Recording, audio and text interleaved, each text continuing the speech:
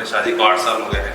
तो 8 साल की बॉन्ड को थोड़ा सा और स्ट्रॉन्ग करने के लिए और डीपर से समझने के लिए कि फर्स्ट ईयर में हम लोग किस तरीके से साथ में रहते थे, इसलिए हमने ये वर्कशॉप ज्वाइन किया। सर्वात पहिले सरांना मॅमना थँक्यू।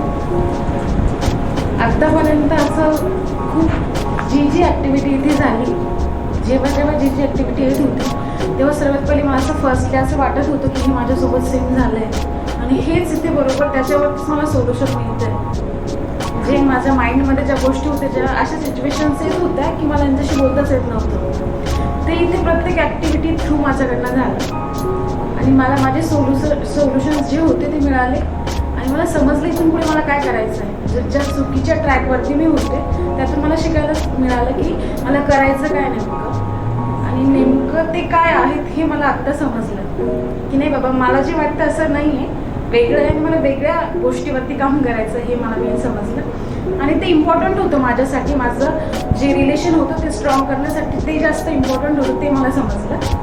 त्यासाठी थँक्यू सो मच।